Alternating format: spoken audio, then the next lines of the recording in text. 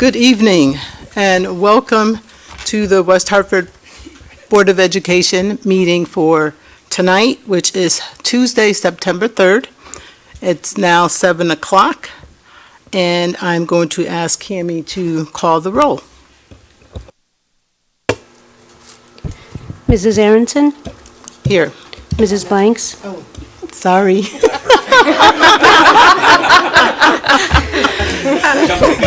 Present. You're right, she's here. Present. Mrs. Blanks? Here. Mr. Levine? I didn't know if you were going to jump in. Present. Mr. Paul Yu? All right, you guys Here. happy? Ms. Poland? Here. Dr. Thomas Farquharson? Here. Mr. Zdanowitz? Here. Student Representative Kenya Ferreira? Here. And Isabella Gom. Thank you, everybody. Happy New Year.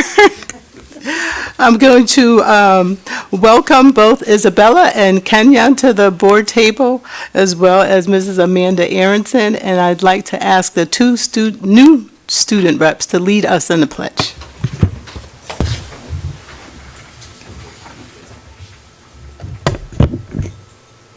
Pledge allegiance to the flag of the United States of America and to the republic for which it stands, one nation, under God, indivisible, with liberty and justice for all.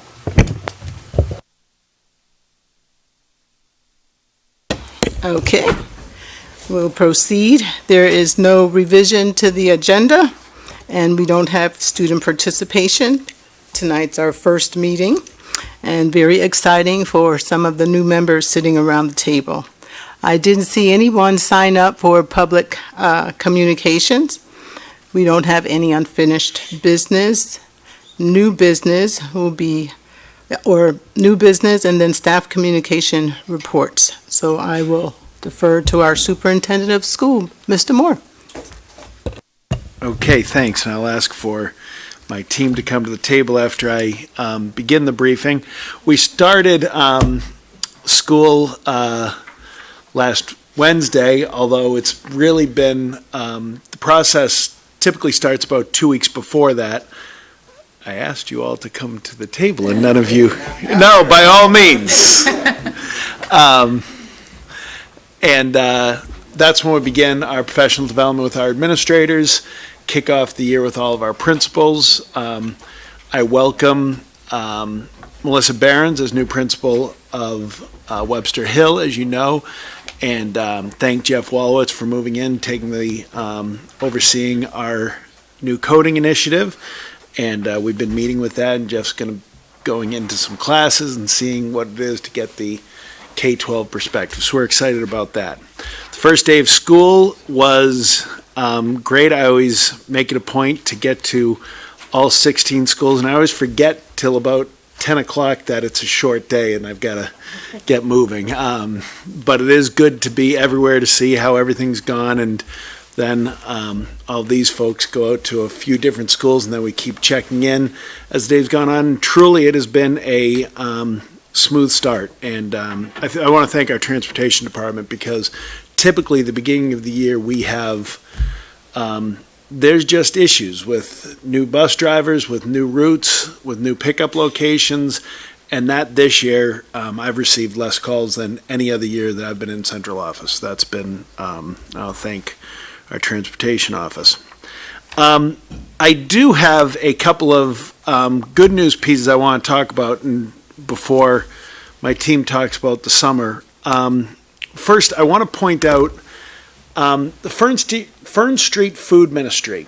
We've been partners with, and it keeps growing every year with the number of schools that they supply backpacks with. And the backpacks on Fridays, the kids can just pick up the backpack, but there's food and supplies for the families there. And this is under Kathy Wilson's a coordinator, and she's partnered with us for years, and it's great. And this summer, I just want to thank her because she continued the program during the summer with a lot of our summer school kids, and actually distributed 3,500 pounds of school this summer to our kids, which goes a long way. And that's in addition to all of the school supply drives we had and backpack brigades and things that really made it such a good start for so many kids. And really in this community, if you ask for something, people have such good hearts, it'll get provided. And that's been one of the great things I've felt here.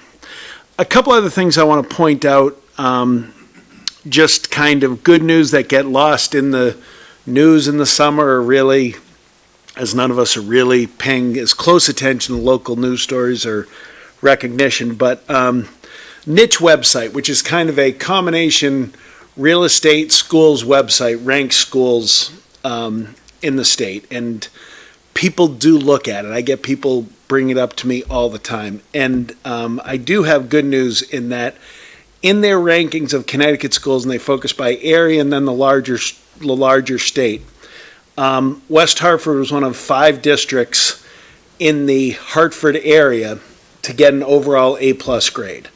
Those districts are Avon, Sunbury, Farmington, and Glastonbury. When you look at the total number of A+ in the state of Connecticut, just in case you think, well, they're giving those away like Snickers at Halloween, just for, there are only 18 A+ in the state. And we're in line with Greenwich, Darien, New Canaan, Glastonbury, Simsbury. Both of our high schools were the only place with 2 high schools that both received A+. And they are both top 10 schools in rankings. And all 11 of our elementary schools also received an A ranking, which is, I think, the first time that's ever happened. So, again, we take rankings. We don't, seek out to do things to get good rankings, but it is always good to get recognition and to have validation when people do search for real estate or something else to know that West Hartford is an A+ community school system. And we're in pretty heady company when you look at some of the differences between our communities and these communities that we're talking about. So, excellent news. And then I'm going to this is going to be something Paul's going to talk about in a couple weeks, but I actually just got this information today, and I've sat here 6 years as superintendent, and 5 of those 6 years now, I've been able to say that the state AP scholar, there's 2, one male, one female in each state. In 5 of the 6 years, one of the 2 has been from West Hartford, and that is again this year. A graduate from Conard High School this past year. I can't say the name because the governor gets to say it, and it's at the middle of September that they announce who that is. But to put in perspective, well, that's just unbelievable, one community continuing to produce that. But then if you look at national AP scholars, last year Conard has 30. It was just named. Conard has 30, and Hall has 23. But if you look at all of the scholar awards, Conard has 315, Hall has 276. These numbers are stunningly high numbers. If you take into perspective, West Hartford has about 2% of our high school graduates, and in different numbers of these awards, we have from 50% of the state AP scholars. National AP scholars, we have 10% of all the national AP scholars. And when you look at all awardees overall, it's closing in on 10% of the state's recognition comes from this one community. So, just very cool and good news that I do want to share and highlight with us. So, with that, here tonight I have with you, Liz is the only person, this is her first presentation about the summer. Rick Ledwith, Paul Vicinus, Andy Morrow, Roszena Haskins, Gretchen Nelson are all going to present their different aspects of the summer. This is what this meeting is, to go through, this is the work we've done, these are the plans for this year, this is how the year kicked off, answer your questions about things, topics that could come up for the future that you want to address, and I'll turn it over to them now. Which one, Paulie? Start it off. Good evening, everyone, and welcome back. great news on the AP. I'll be reporting on that, not tonight. It's going to come up in October, but it is an interesting report, as Tom was alluding to tonight's report, for me at least, in terms of the idea that it's looking back and looking forward a little bit. My report really focuses on the district goals, which are your goals, which have not changed, nor do I really see any need for that in terms of advancing achievement for all students, establishing the conditions for learning that really promotes learning, but promotes student self-efficacy, student character, and then attracting, retaining, and developing the highest quality staff that I truly believe that we have in terms of being able to be recognized continuously as we are. I am happy within this report to really unveil some of the work of both our Professional Learning and Evaluation Committee and a separate committee chaired by Ann McKernan, our Director of Secondary Ed.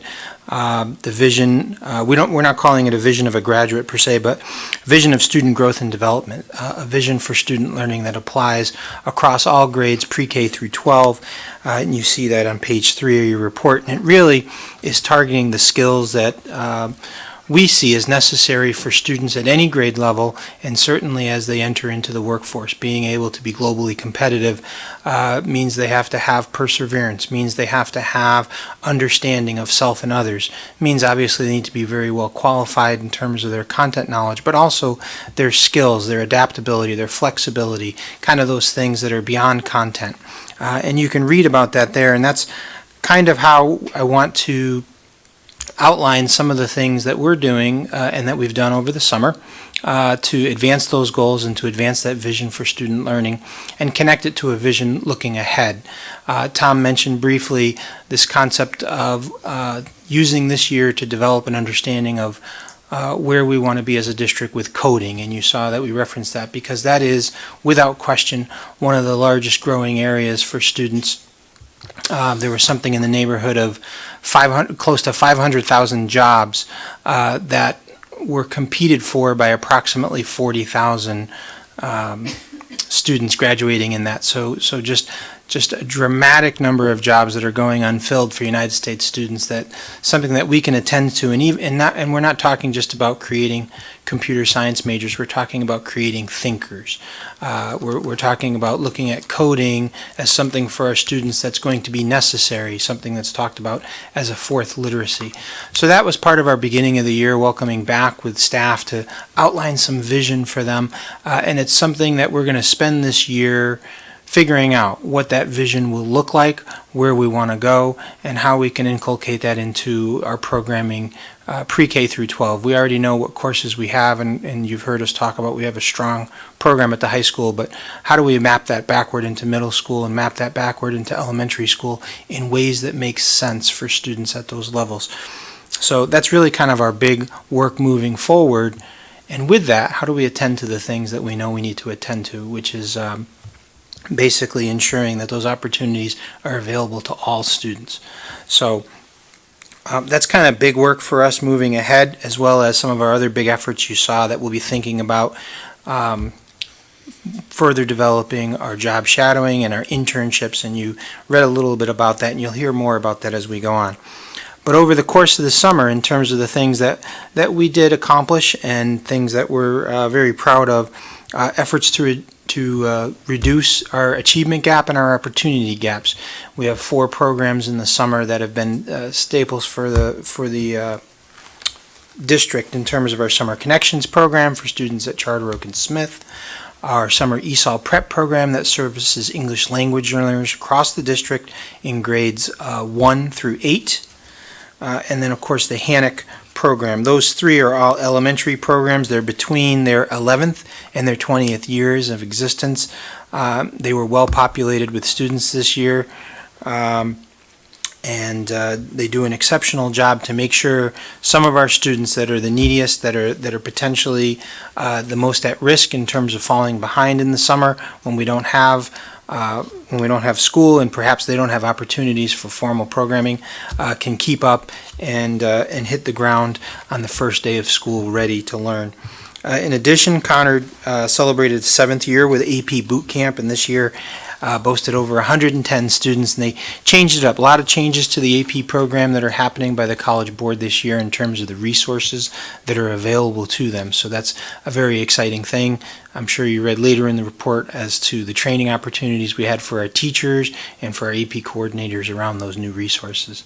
So those are just a sampling of the activities that we had relative to making sure that we could provide opportunities not only during the school year but in the summer to ensure that achievement gap is not only not growing but shrinking.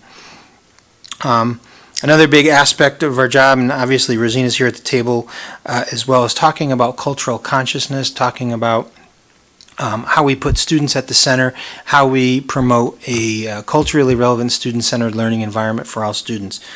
So you read about some of our historical programs that occur in the summer that help support that in terms of providing students with kind of a broader worldview and a perspective. Some of our immersion programs that exist in world language, both in Spanish and Chinese languages. You also read in there a little bit of the ongoing work that we're doing with our curriculum review relative to making sure that our materials, that our instruction reflects the students in the classroom, that they see themselves within the instruction. That work is ongoing, but we wanted to make sure that you could see some tangible pieces of evidence of how that's happening. So you saw that both in our curriculum review and also very, very much in professional development opportunities that happened with teams of teachers and instructional leaders that are really forming kind of the steering committees that are going to make this work really take off this year. So whether that was the Reimagining Education or some of the pieces that are upcoming with Rethinking Race and Slavery, it's a partnership and professional development that's happening at Avon Old Farms we're sending a crew to. Beyond that, we're just very proud of the work that we did with our extended leadership as folks came back, recharged, trying to help set the vision, get everyone ready, and really the bulk of the outcomes of that work you'll be treated to those presentations throughout the year. As we look back and review our student achievement data and other pieces. So without any immediate questions, I'll turn it over to, I believe, Andrew, you next. I'm next. All right, so again, as Paul said, everyone had a really busy summer, and it's great to see everybody. I want to just run down a little bit about some of the changes that you'll see when you're out at the schools for plant and facilities. And first, I'd like to publicly thank Bob Palmer and Mike Longo and Bill Phibbs and Paul Edlin and their teams for all of their work this summer, making sure that our schools are safe and clean and ready to go opening day. I just want to hit a couple of highlights that you'll see physical changes as we go through the schools. You'll see over at Aiken that we have restructured the main entranceway for both safety and security. We've also taken down the bus canopy, so Aiken has a whole new look to it from the outside, and it's a much safer school for students and for our staff. Bugby Elementary School, you'll notice when you pull up to Bugby, to the left there's a construction project that is ongoing. Bugby's office reconfiguration is a 2-year project, and so we renovated some of the inside this year and have the foundation set, and that will be then under cover by the time winter comes around, and that will then be a continuation and a building through next summer as well. Conard High School, if you remember from Convocation, has a new secure entranceway and the main office has been remodeled. Hall High School, the science classrooms are finished, are open, ready to go, all moved in. We replaced the turf on the stadium, and the auditorium sound system is out to bid and will be replaced in October, which is something we've been working on for a couple of years at Hall and well needed. At KP, flooring has been replaced in the hallways and the classroom, and I want to highlight something that we often don't see, but it's a huge need and something that when you go ahead and support the capital improvement budget, where a lot of resources go. We replaced the electric switch gear, which is all of the electric gear at KP, and this was a project that started the day after school ended and ended on the 17th of August. So it was the entire summer that King Philip, no one was allowed in the building. This was a major project. The original electronics and the electric switchgear was from 1957. So it's safer, it's a cleaner system, it's a safer system, it's a modern system, but it's not something that you look at the building and go, wow, that's where that money went, because it's just one of the behind-the-scenes things that we focus on. At Morley, if you'll notice, when you go into Morley, the skylights in the atrium have been replaced with an insulated roof system. And the auditorium brick facade that we talked about at the end of last year has been stabilized, and they're coming back starting soon, and that will be completed then in October for that. At Norfeld, we removed the 2 modular classrooms. At Sedgwick, if you get a chance to go into the auditorium, you'll notice that it has new auditorium seating, painting, and the renovation of all of the space and the stage. It came out beautifully. At Webb Hill, you'll notice that there's a main entrance and office configuration. Again, one of the safety man traps that we've put in there, and that came out well as well. And at Wolcott, we removed 4 modular classrooms, and Scott Dunn, the principal, will be working with staff and with PTO to really determine what to do with some of that space now that's adjacent to Wolcott. We've added, from a security standpoint, and Eric and I will talk more about this at a later board meeting, but we're now over 500 cameras in the district that we have access to, that's also shared with West Hartford Police in their cars. And so this really allows not only for safer schools, but it allows us to address any case of vandalism. We're able to quickly identify the situation and address it, as happened over the summer in a couple of situations. Information technology, again, thanking Jared Moran and his team. They've gone ahead and used a new system, eCollect, and enhanced that on PowerSchool to collect forms electronically from parents, simplifying the process there. They've deployed over 1,100 new devices across the district. They've launched their new website, which we're getting great reviews on. It's mobile friendly. It's much easier to use as far as the visuals go for it. For transportation, as Tom said, we've had an incredibly smooth start to the year, and I really appreciate Damaris Torres and her team and all the work that they've done with that. Remember that our busing transports over 5,000 students a day, and we do so safely. We talk about the audio monitoring systems, the digital systems we have on the bus, the global positioning satellites systems that we have on the bus to make sure that our students are safe. Also, thank you to Eric Dempsey and his team in our residency office. We relocated our residency office downstairs to where the credit union used to be, and we reconfigured that space more into a welcome center. And so Eric and his team, not only a huge part of the summer in working on registering new people in the district, but also kindergarten registration and following up on all the forms to make sure that everyone's in place for the first day of school. And so I appreciate all of his work as well. And so I will pass it on if there's any questions. Do you want to question now, or do you want to?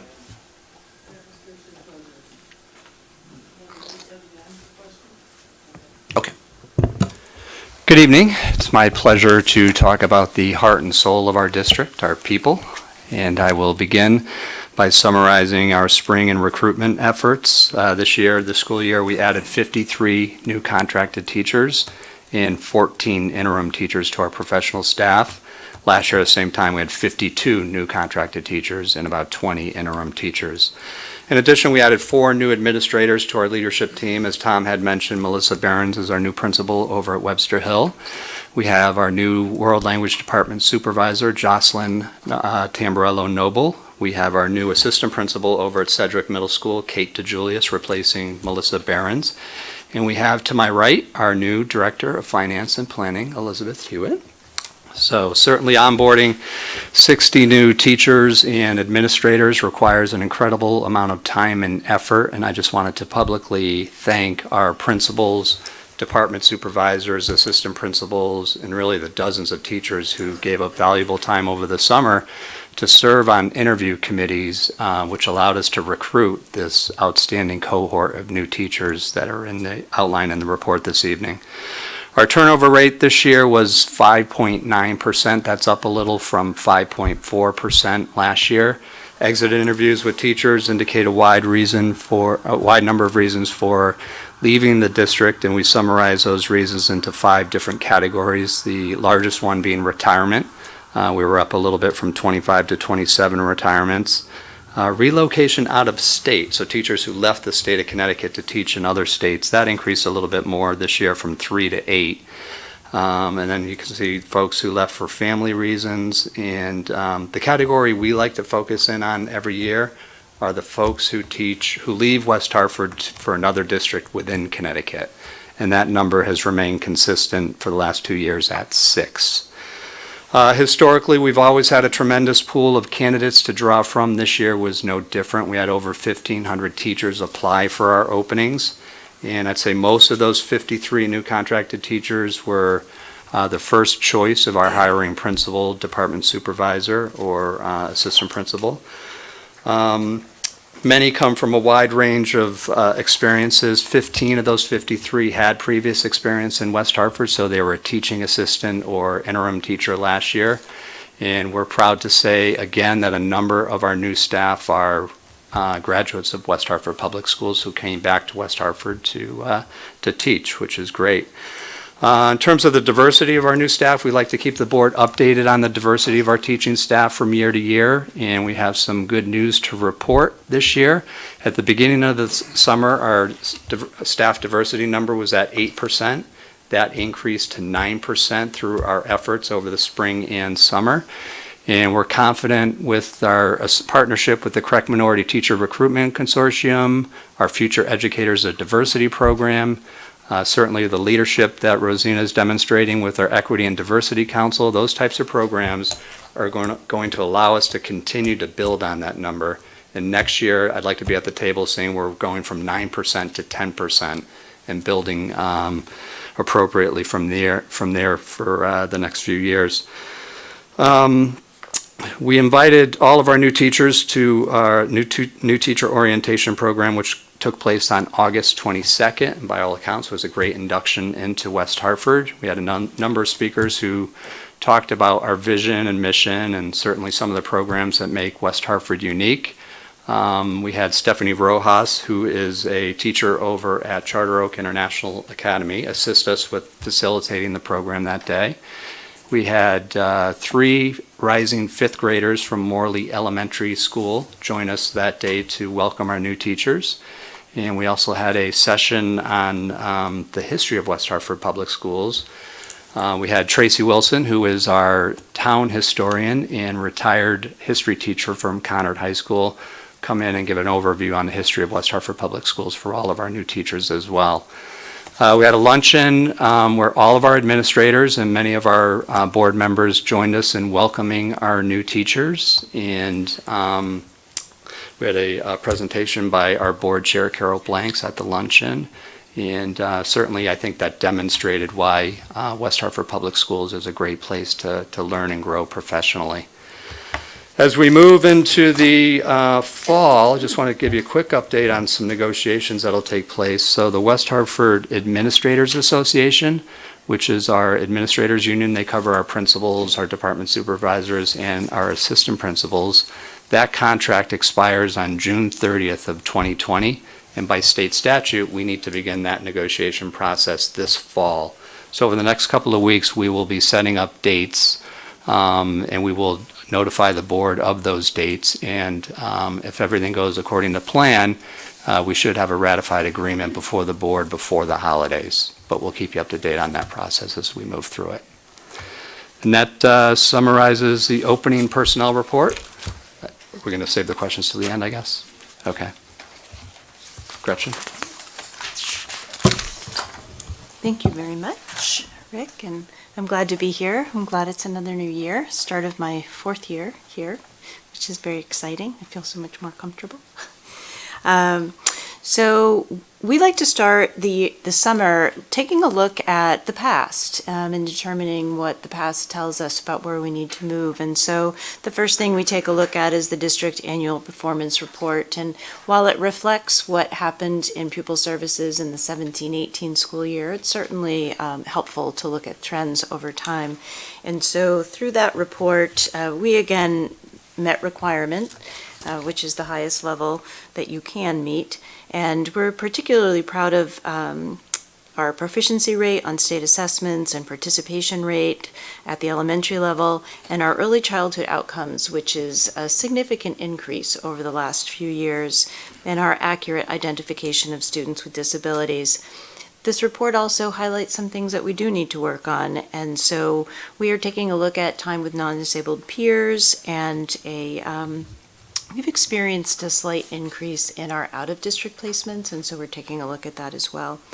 But the majority of our efforts this summer were really focused on our ESY programming, and so all students, according to IDEA, are entitled to a summer program, extended school year, if they would potentially experience regression of their skills, or they're in a place where it's essential for them to maintain the momentum of their learning because of a developmental need, a need for functional academics.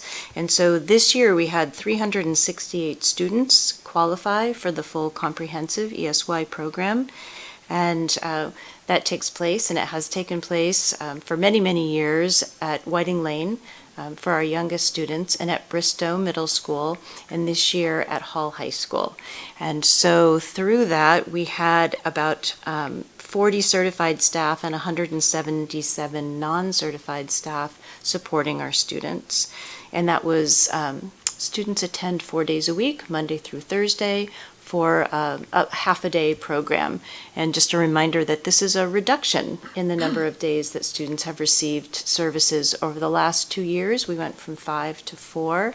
And I think that everyone is appreciative of a shortened week. Actually, we've had very positive reports from both parents and staff feeling good about the week, and then allowing them a long weekend to enjoy summer activities. Mike Davis and Susie Holt are two staff members that organize that ESY program and could not do it without them.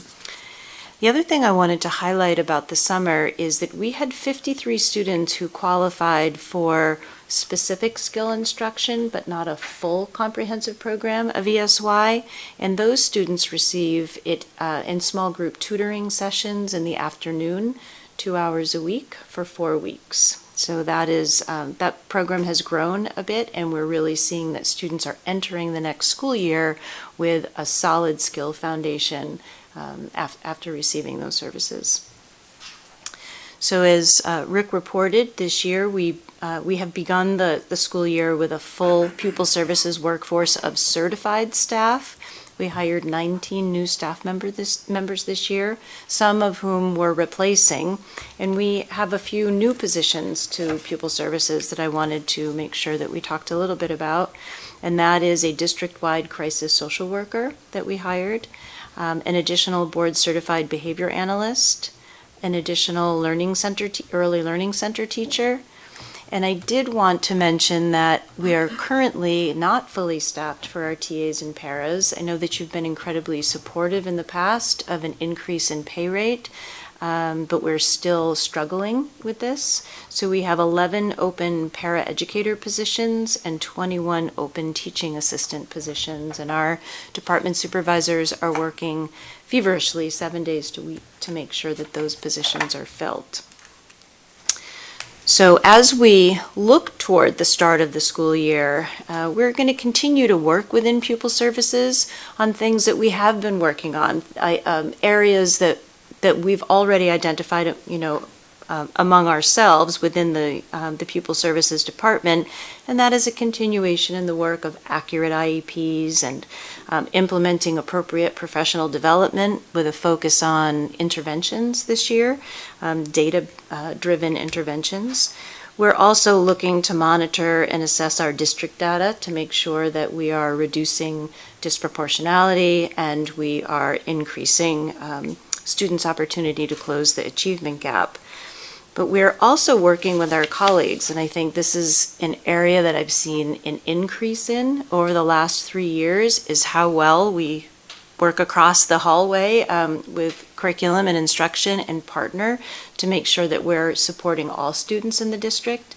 And so we will be working on implementing our post-secondary resource program that we began a review for last year, and we are definitely partnering with all of our colleagues to do that. We're also working with our colleagues to improve professional development around our mental health needs. And so that's a continuation of CPS, but also working on students' patterns of school avoidance behavior. Again, can't do this alone, so it takes everyone to work on that together. And this year, we're going to really start working on professional development around trauma-informed practices for all staff members. So I appreciate Paul working and everyone else working with us on that to implement for all students. And this year in Pupil Services, we're putting a particular emphasis on partnering with parents through SEPTO, but also just through engaging through Pupil Services. And it's about providing information to parents so that they feel very comfortable being equal partners with us. And so that's something that we're going to be working on through some of our professional development opportunities, are ways to reach out and engage parents that don't require a meeting at night, that they probably can't often attend anyway. So different ways of reaching folks. And then again, continuing with curriculum and instruction to provide para-education and TA education professional development opportunities. That's it. Thank you. Good evening. I'm happy to be able to share out on our summer programs. It was a productive summer in our schools. For the first time in 10 years, the West Hartford Interdistrict Summer High School was hosted at Hall High School. So we haven't been there in a long time. We appreciate their hospitality and helping us to keep our teens and tweens and preteens productive, active throughout the summer. We were thrilled to be able to share the space with the Extended School Year program once again, and so thank you, Gretchen, for that opportunity. We saw almost 600 student registrations in our program from over 25 surrounding schools. But West Hartford Interdistrict Summer High School remains largely popular to our West Hartford resident students, as well as our Hartford resident open choice students. Our enrollments reflected get-ahead credit to open up space in the regular school year schedule for a number of students, as well as our college preparation and enrichment programs like SAT, our summer SAT program, which integrates the Khan Academy, was also very popular, highly enrolled in, and our summer jazz jam, now in its third year, remains popular. This year was a travel year for our intercambio program, our exchange program. We had 21 students from both Conard and Hall to travel to Madrid for a month-long language-rich and cultural immersion homestay with host families, and next year we'll be hosting families here. Since I mentioned the Open Choice program, this summer we welcomed about 20 new families and returning families of new students to our schools through the Open Choice welcome dinner and information session. We hosted that along with our administrators, curriculum specialists, and other educators and partners in the community. And they joined us just to connect with them and to help families connect with each other. The event concluded with a bus tour of West Hartford and short stops at each school of the Open Choice participating schools. And for some of the students, it's the first time they've ever been on the bus. And for some of the parents, it helps to ease that eagerness or maybe a little bit of anxiety putting your young child on the bus for the first time, but just for them to be able to see the safety features on the bus, the GPS. And every year we always have the most welcoming bus drivers. So I want to thank Damaris and the Transportation Department for arranging that.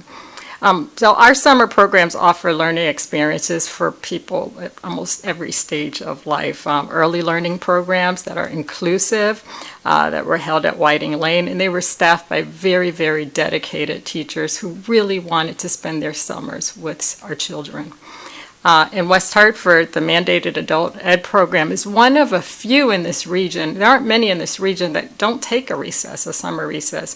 It's kind of like the adult version of extended school year, where our adult learners want to continue to learn and grow, continue to improve their English language proficiency, or working toward their high school diplomas. Although our Life-Learn continuing education enrichment program was in transition over the summer, we collaborated with Leisure Services so that that would have a nice transition. We'd be able to continue to offer our residents the programs and opportunities that they've come to love and learn from. We still were able to run a very robust program of courses and trips and tours. And so those will continue, just in a different operation. And then my last notable summer announcement, which was hot off the press, Tom already announced, but it's the Fern Street Summer Backpack. I just want to, reiterate the gratitude that we have for Catherine Wilson and her team, because they really took stock over the years of this backpack program and its effectiveness, its efficiency, and they've made a lot of program enhancements, the language and what they were offering, and including family engagement materials to keep students productive and learning. And it reflects cultural responsiveness and care in everything that they do, and it supports our work and our Welcoming Schools efforts. And so we look forward to supporting the programs that will go on, the backpack programs that will go on throughout the school year. And in the new year, I'm happy that I'm going to be able to more deeply focus on our cultural competency work, our Welcoming Schools, and engaging families, just so that everybody feels included and welcomed and connected to our schools. And so Paul's alluded to some of those things, but racial equity, social justice work, and culturally responsive practice will be the focus of our efforts this year. Thank you. Good evening. I have the last item of the evening, which is just a brief snapshot of our enrollment as of the first day of school. So for opening day, we had a K-12 enrollment of 9,202 students, 111 students fewer than last year, and 21 fewer students than we had projected. At the elementary school level, we budgeted for and currently have 199 classroom sections. As of opening day, all sections are within class size guidelines, except for some late registrations which happened at one school and are currently affecting 3 sections. We have provided additional instructional support to those classrooms, and so we are comfortable with where those are. On an average basis, our elementary class size is at 19.9. And in total, we have 3,952 elementary students compared to 4,028 last year. At the middle school level, our enrollments are in line with expectations. We have a couple of variances in each grade, but overall very close to what we had projected for the upcoming year. At the high school level, we have Conard at 1,444 students, only 6 more than projected, and Halls at 1,521. For a total high school enrollment of 2,965. As we go through the month of September, our enrollments will change as our class rosters are reviewed and updated. Typically at the lower grade levels, they increase slightly, and at the higher grade levels, they decrease slightly. Our official enrollment report is reported to the state on October 1st, and so we'll be back in October to give you the official figures. But wanted to at least give you a snapshot as of the first day where we are.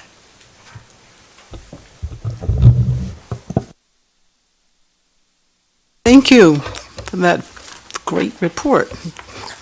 Comprehensive. Questions? Mark? I don't even have to look at my note.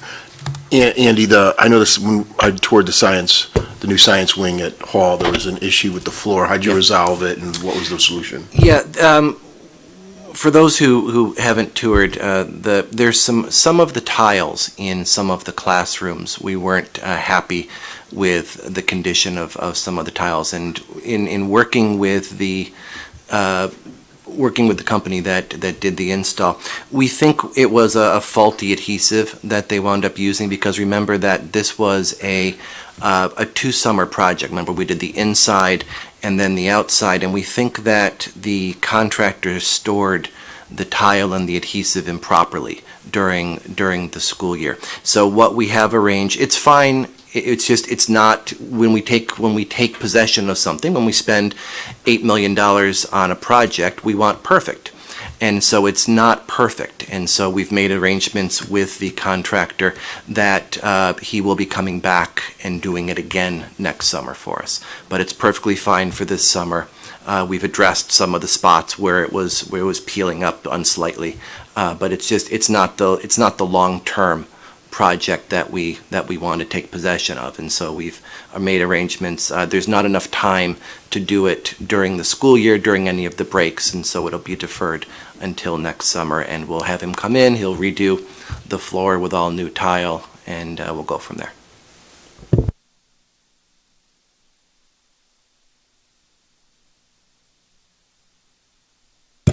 Thank you again. Just a couple of questions. One, in regard to, at Sedgwick Middle School, I know there's the WEB, We All Belong. I was just curious with the high school level, the LINK crew, does that acronym stand for, or is that an acronym? The LINK or the crew, does that stand for something? Don't believe it. I don't believe it actually stands for anything, but I'm glad you asked. We're excited to welcome the Hall Link crew is planning to come in for a student participation in early October. So you'll get to hear directly as to the efforts, the training that's involved, and how they support students. Typically at the high school, they're supporting the freshmen, and not only is it the beginning of the year activities, but then it's connecting with them throughout the advisory periods or the homeroom periods throughout the year to kind of show them the ropes and be an upperclassman type buddy and give them some of their sage guidance. I have to say, before I go to my other question, as a parent of a 6th grader that just started this year, I'm very appreciative of those efforts. And I also have to, my daughter's not going to like this, with her taking the bus for the first time, I was one of those parents who was quite nervous. So I echo the accolades to the transportation team. Thank you so much. I did call several times just wanting to make sure things were okay as a mommy. And so thank you so much for your patience in enduring my calls with that. So thank you. Things did work out just great. Another question. In terms of the maintenance and upkeep piece, I noticed that several schools had rekeying of all interior doors for security. Is that a proactive maintenance measure or reactive because something? Yeah. No, that's a great question. If you remember, we talked in the past that we've undergone a major project in the district where we've rekeyed all of our schools so that they can be locked from the inside, instead of having teachers have to go around and lock doors from the outside. And so this was a project that we completed in the elementary schools last year and the secondary schools this year. Thank you. And one other question. In regard to, it was mentioned that there's been a slight increase in out-of-school placement for students, and also recognizing that there's several open positions still for paraprofessionals and teaching assistants. Is there any correlation, or is that just a coincidence? It's a coincidence. Every year we follow IDEA requirements to make sure that we're providing the most appropriate individualized education for a student. However, last year we saw a large number of students move into our district with IEPs that needed significant levels of support. So that could account for some of that increase. And again, it kind of ebbs and flows every year. So we'll wait to see on October 1st what that looks like this year. Yeah, and that's something we'll talk about more, and I'm glad Gretchen has the chance. We've talked about it before, but certainly with every board shift, there's part of the, no two students are alike, certainly, and no two special education students are alike. So to say we have a 12% prevalence or 13%, I'm having trouble with words today, that doesn't really tell the story of what students are coming in with. We saw last year, I think at the end of the last year, we did a report where you saw higher incidence of autism in West Hartford, and that is part of being a district that people do move to. because of our services. With that will come a slightly higher outplacement rate to make sure that all kids are getting the education that they need, which is not just the law, it's the right thing to do. Now, separately, we are in that place where we do have, we have IEPs for all of our special education students, and a lot of times included in that is they will have, could be a one-on-one or paraprofessional assistants or TA assistants to help out, or even bus monitors, and that's where the beginning of the year is difficult, because we could get move-ins that increase our need for that, which we have no say over how many we're going to have, other than what's in the reports. And there are three things that I always say are good markers for the economy. Paras, TAs, and bus drivers. When the economy's good, we have trouble filling all of those positions. When the economy hits a downturn, we can fill them easily. And right now, last year and this year, we've had difficulty, even though you did agree to the increase in pay rate, which I think that has made it easier to fill some of the positions, because we've basically called every person, the 1,500 people that applied for jobs here that maybe didn't get a teaching job, we've reached out to them. And the problem is two principals calling people the same day and offering and trying to make sure it's organized. Rick's office does a great job with that. But certainly, anybody that's watching that thinks, by all means, come see Mr. Ledwith tomorrow. Thank you so much for all that you do. And last thing I want to say, I really appreciate and respect the efforts to make sure that we are more culturally responsive. And I think that's a key point in terms of being responsive. We can be culturally aware, but then you have to take the next step. So thank you for those efforts and initiatives as well. Thank you. Thank you. Another one for Andy. You're Mr. Popular tonight. I think I've asked you this before, but maybe you can refresh my memory. We've deployed 1,100 new devices through the IT department. Can you remind me what happens to the old devices that these replace? Yeah, I mean, there's a cycle to all technology, obviously, and so some of them are brand new plus devices. Some are replacing the Chromebooks, replacing the iPads that have just reached a point where they can't be fixed, they can't be updated, and so they cycle down through our system. We try to find value. We try and find places that we can use them where it may not require the speed of a new device, but can still function. And then it reaches a point where they're either dead or we go ahead and we surplus them. So anything surplus gets put on the town auction website. So, and that's something to remember, because a lot of times people say, well, why don't you just give this to somebody? We can't do that because it's not our property. So that's the difficulties. It goes through the auction process. Now, some of those things come through the auction process with 0 bids or no bids, and then that changes the situation. But it's all town property technically. And Roszena reminded me as well that it does cycle down through, like we do give them to adult education for their use if they don't have computers and so forth, to try and help anyone who can. Okay, so let me see if I understand this. So if it's potentially usable, but not necessarily needed in a school setting, you put it on the surplus auction site, and maybe somebody buys it for $10 or $20 or $50 or whatever. If nobody buys it, then what happens? So let me tell you where I'm going with this. Okay. Where I'm going is, I think there are probably some families in our town who would love to have a Chromebook, even if it's an older model Chromebook, to help their students complete their schoolwork and also for other family activities. And I'm just wondering if there's a way that we can find to get these still usable computers into the hands of the families that need them.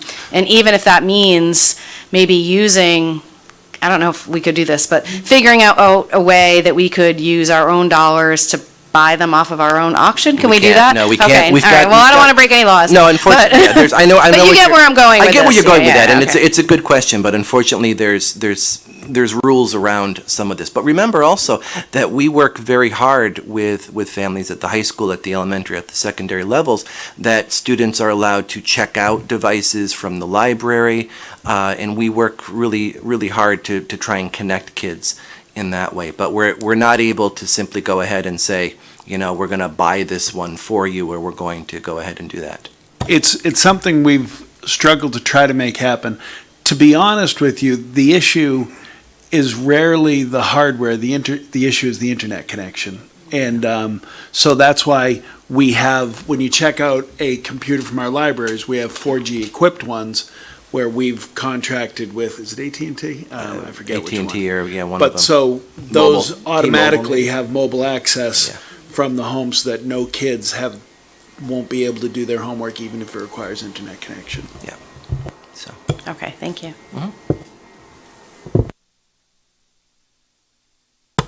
Dr. Morrow, hey. Hi, I just want to thank you, Morley. Sister building was the old Charter Oak, and we went through the similar facade issue there. Yep. And I remember my children were students there at the time. Just the timing of it was odd at that time.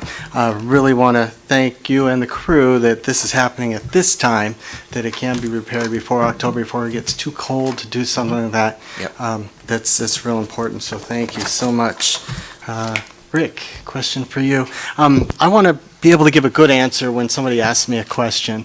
And so if you can remind me and the board as a whole, we like to save money whenever we could. When I look at the new hires, I'm very impressed with the background, where they come from, all over the country, a lot in the state and further out. But one of the questions I might get is, why aren't we hiring all our new hires coming in at step 1? What would cause us to hire someone at maybe a step 5 or 10? So what we do, Dave, is, and this is pretty consistent from year to year, is we have a teacher who's retiring, and they'll retire at step 12. And then from a budgeting perspective, we'll average a new hire in that step 5 range, step 5 to 6, knowing we'll hire about 25% of our new teachers will be brand new teachers who we'll put on step 1. And then 50, 60, 70% of our teachers may have experience coming from another district based on the needs of our programs, and they'll come at a higher step cost. But from a budgeting perspective, we're able to lose it in the wash, so to speak. So they leave at step 12, we'll average in the budget around step 5, step 6, knowing we'll hire, like I said, a number at step 1 and then others at various steps throughout the step scale. If I could jump in, because I do appreciate that question. I get the question a lot, or somebody will say, well, nobody gets hired if they're too expensive, or if they've got a master's degree, nobody will hire you. Well, that's clearly not true here. We try to hire the best candidate, and there are some positions. You have a school psychologist position. They're doing work, all the work's really important, but somebody comes in with experience from another school system, maybe a deeply impacted school system, the strongest candidate's going to get that position. So you kind of think of the individual, and you want to interview that individual. But it's really important for me, and the message that I keep giving principals, and it has zero to do with economics. That's kind of a nice benefit, but I think there's a vitality to a building when the staffs are at different levels. I think there's a vitality to having a brand new teacher on a grade level team, and that team is working with that teacher. I think it makes that teacher better, but I also think it makes veteran teachers better to be showing the ropes and to hearing about, this is what we just learned in college, or this is what I've had the exposure to just coming from somewhere else in my teaching. And that can be a difficult balance, especially where you see it in West Hartford right now is at the elementaries, and that we just haven't had open positions. Because as we've seen decline, we have 33 less elementary sections than we did 5 years ago. So you haven't had that influx of, say, 23 and 24-year-olds. And so when we do get that opportunity, it is something that, not for the cost savings necessarily, but for the variety, as Rick said, 25%, maybe consciously we need to think more about that at elementary as we have a staff that has more experience, we want to make sure that we keep it balanced as it cycles through. So it's a thing, something that we think a lot about and talk about. Thanks, that's great. And do appreciate the efforts of everyone. I've been fortunate enough to attend the career fairs and learn about some of the other things that you do. You're even working in the summer here recruiting people, huh? We are, all summer. Awesome. All Not right. just, the whole district. Great. Literally, the whole district's at work all summer long, That's right up great. until last week.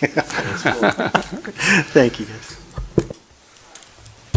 So I don't know if this is an Andy question or Liz, but if we look at page 26, the Webster Hill second grade and Smith second grade, you have 41 students in Webster Hill, which is a low average for our sections in town, and then same with Smith.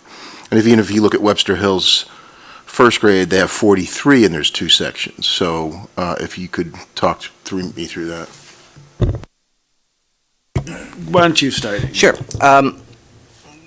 As you know, that we base the projections here, and we base that on our best work and the best guesses at the time. We monitor that then over the summer. And so what it really comes down to is, the expectation that we had more students enrolled at Webster Hill that then withdrew.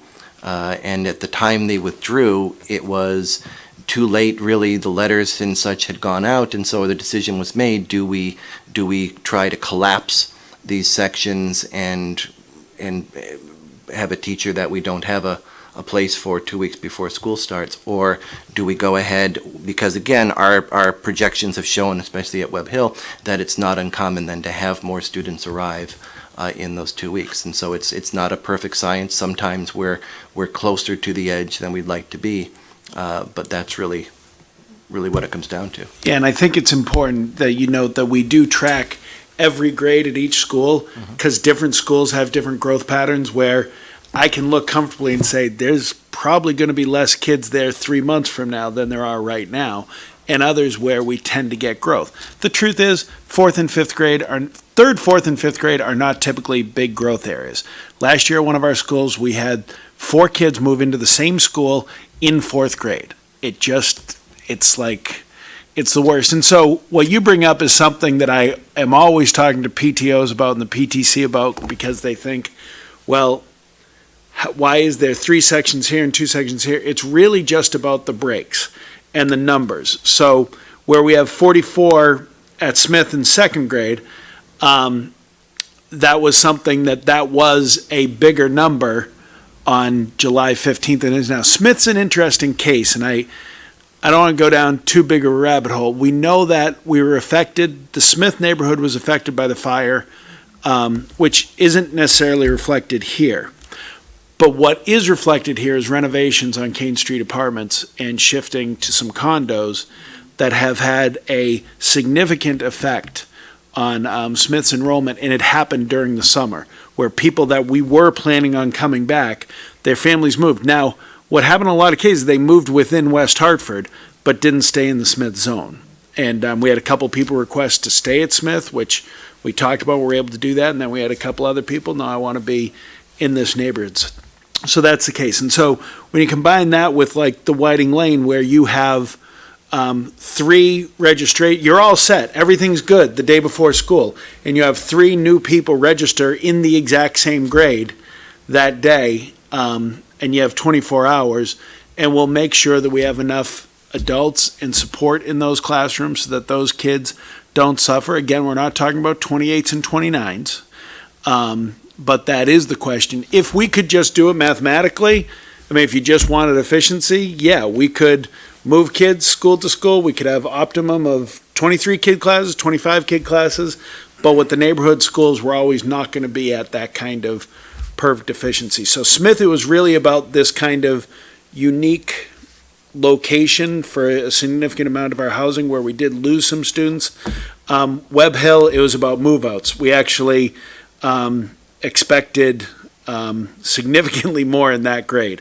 And that was actually one of the grades where we saw move-ins last year at Webster Hill in 2nd grade. So we will see how this goes.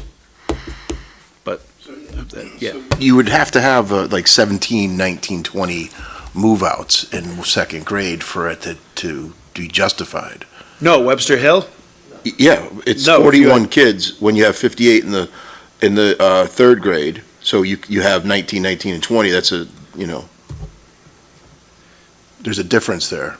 Well, so if you had, so at Webster Hill, you have 41. So if you had two sections, which would be ideal if we wanted to remove a teacher out, you'd have a 21 and a 20 now.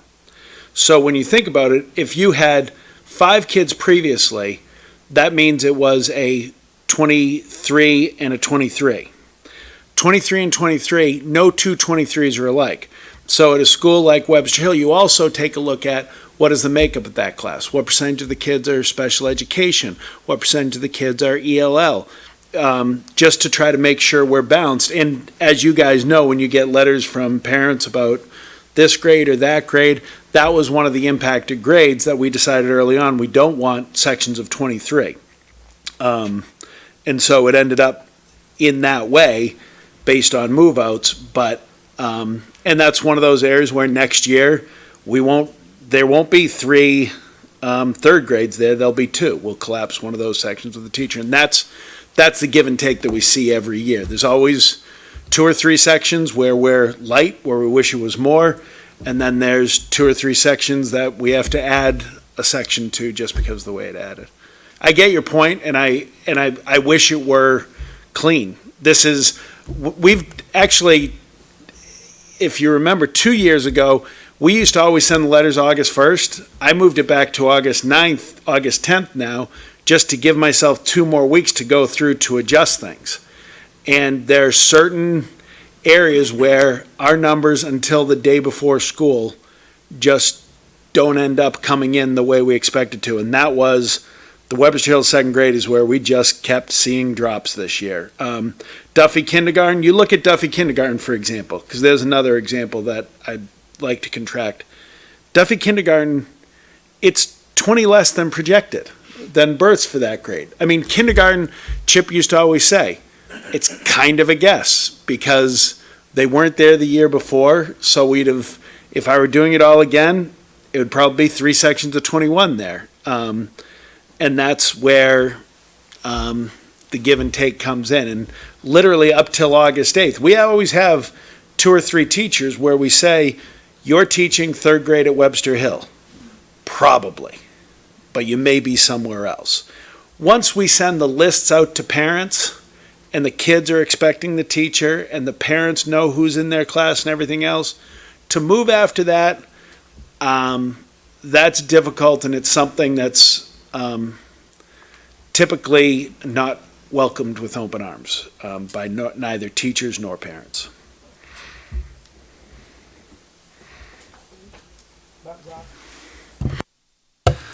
Andy. You're going to go home and be like, no one talked to me. So I'm just going to seize on the whole modular classroom thing.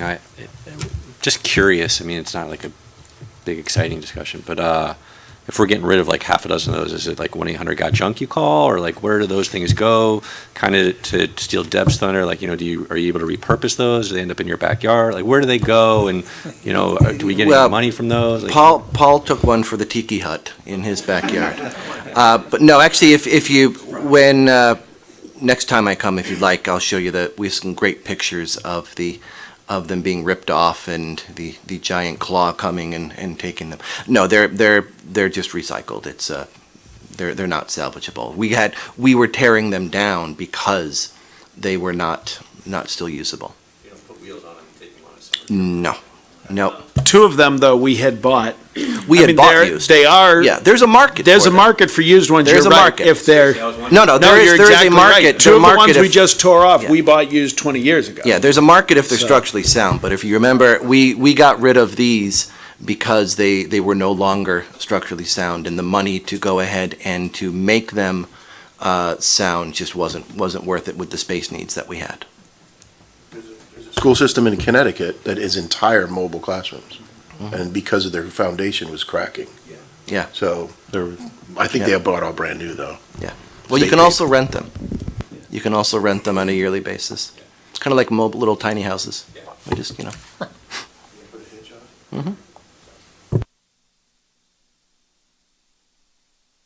I have a question. I have a couple, actually. Regarding the efforts to reduce the achievement gap and opportunities to do so. So I'm just curious, in terms of those students that participate in the programs, in particular, the Connections, the ESOL, and HANIC, and I do remember when the board had decided to reduce that time period to 4 days, which I think is an excellent idea, and happy to hear that the parents and teachers appreciate it, because it is during summer, and so it's a pity, that they're in classroom 5 days a week and can't really enjoy that. So that's happy to hear.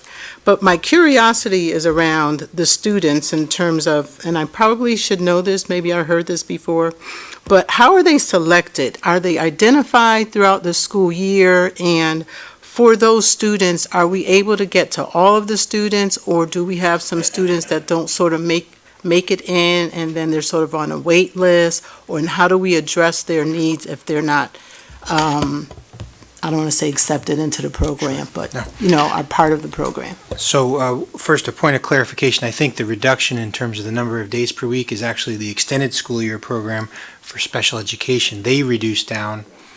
Our ESOL program and our Summer Connection program are both 5 days a week. We actually have excellent attendance.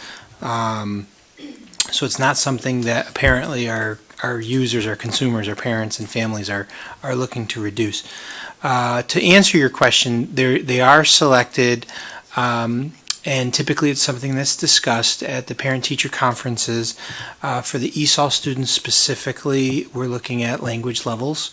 But by and large, it's there is no wait list. Anyone who wants to get in is able to get in, and we've found that we have a pretty much a sweet spot. I know at the ESOL program, I believe it's 16 classrooms, grades 1 through 8, rising first graders through rising 8th graders that we're able to support, and then divide them out among the language levels.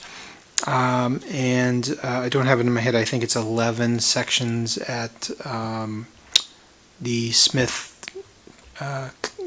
Charter Oak program, but the students are able to get in. The demand is there. The parents have come to really look forward to and rely on the program. They do receive report cards at the end of the year, which are shared with both their former teachers from the previous year and the receiving teachers, their new teachers that they're getting, along with any relevant kind of student work samples. So they're both excellent programs in terms of avoiding any of that summer slide, and creating those opportunities where, students maybe just haven't had that academic program. So very, very appreciative of the board in terms of funding them, and our two folks that kind of spearheaded, Kate Jerem over at Charter Oak for the Summer Connections program, and Diana Fiore for our ESOL program, do excellent work with the kids.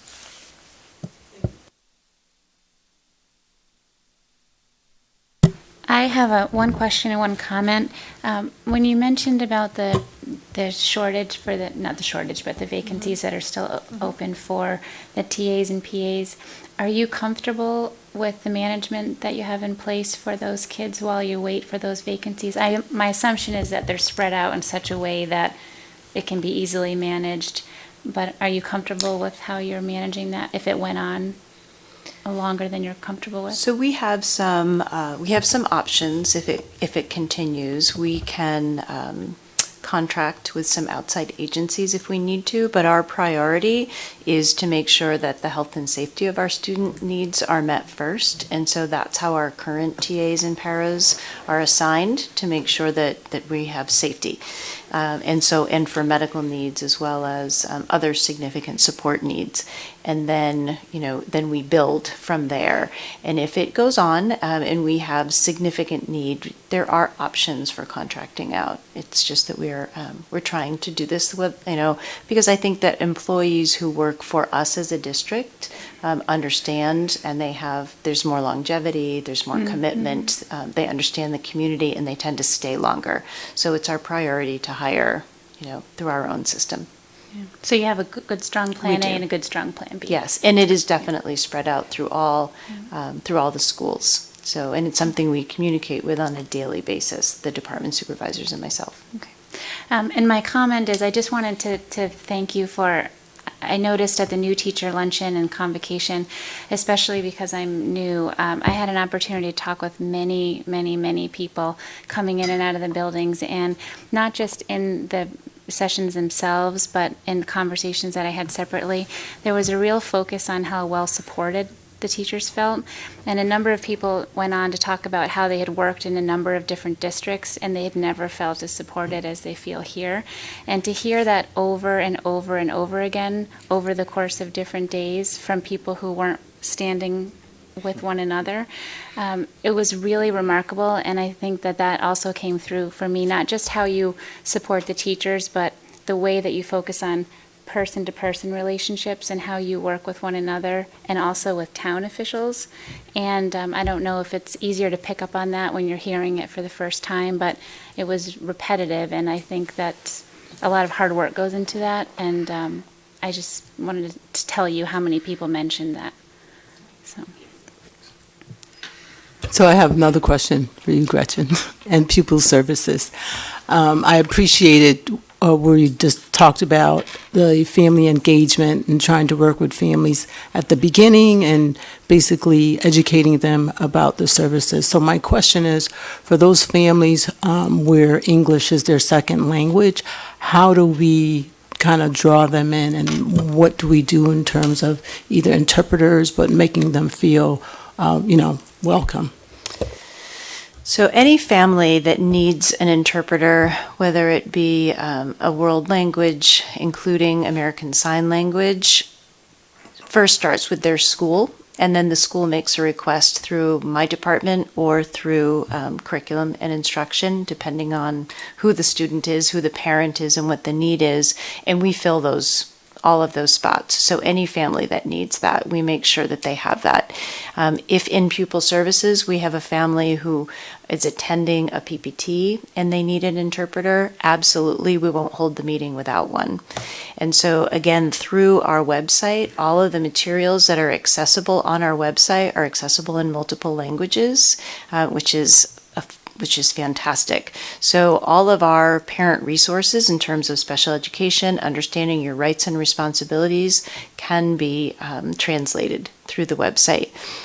Our particular effort this year is going to be about putting a series of information videos together, which again will be translated in multiple languages for people, so that if they don't have a sitter, or they can't get out of the house, or they don't have a ride here, they can access that on their own. And so that is one effort that we're going to make this year. In order to help parents participate more. I don't necessarily see it as education. I think all of our parents come to the table with such rich skill. It's more about helping them understand the process, and that's what I hear from a lot of parents, is they just don't know what some of those words mean. We're talking in alphabet soup sometimes, and help us understand how we can be active participants.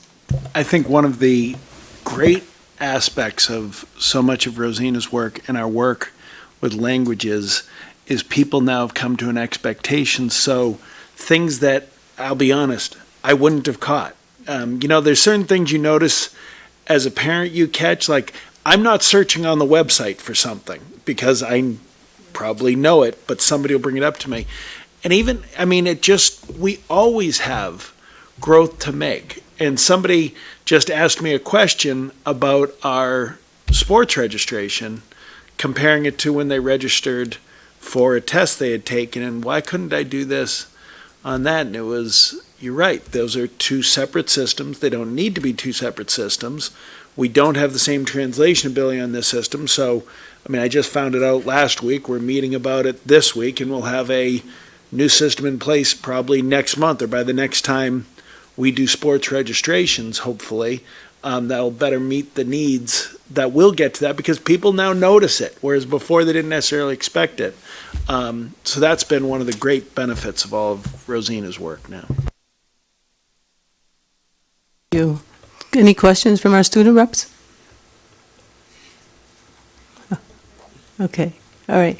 Thank you, team. That was incredible, as usual, very informative, and just happy that we're working with the best of the best, the cream of the crop that are sitting in front of us here. Thank you.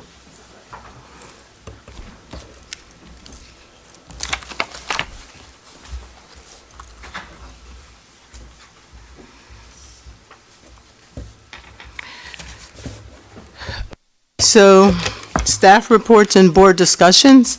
I'm going to say that's what we just heard. And move into routine matters, which is approval of the minutes. So, approval of the minutes from June 4th, 2019, our regular board meeting. The recommendation that the Board of Education approve the minutes of the regular board meeting of June 4th, 2019. May I have a motion? So moved. Second? Second. Everybody looked, there was no corrections or everything was in order. So call for the vote. All in favor? Aye. Aye. Oh, right there, yes. And an abstention, any abstentions? I abstain. All right. Number 2, approval of minutes from June 18th, Special Board of Education meeting. Recommendation that the Board of Education approve the minutes of the Special Board of Education meeting of June 18th, 2019. May I have a motion? So moved. And a second? Second? All in favor? Aye. Aye. Aye. And any abstentions? I abstain. Number 3, approval of the minutes from the July 9th, 2019 Special Board of Education meeting. The recommendation that the Board of Education approve the minutes of the Special Board of Education meeting of July 9th, 2019. May I have a motion? So moved. And a second? I second. Discussion, I wasn't here for that one. I'm on the list. Okay. Discussion and questions. Call for the vote. You'd have to call it with the amendment. Okay, so, oops, sorry. Okay, so the amendment is to remove Mark Zdanowitz's name since he was not present for that meeting.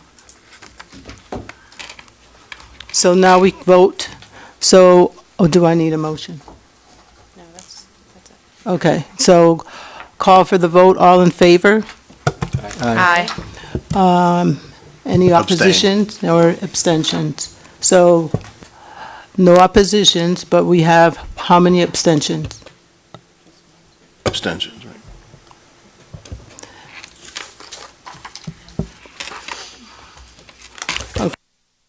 Moving to information and reports, board members, communication and reports, reports from other boards and organizations. Okay, number 2, any other information and discussion?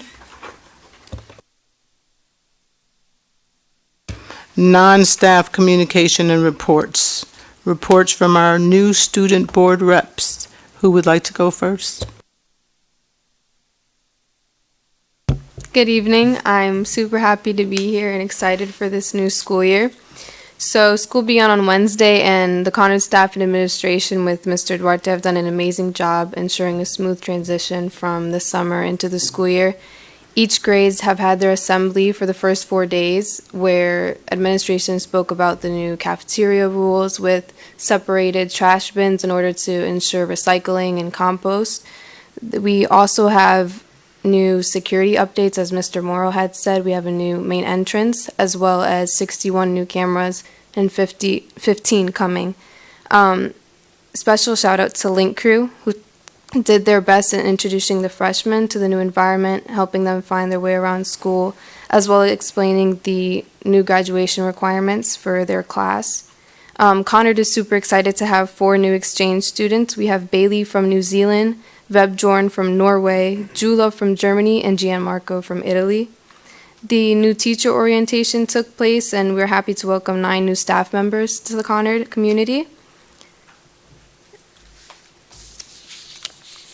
Fall sports are back in session, and tryouts have been wonderful with the conditioning program our athletic trainers had over the summer.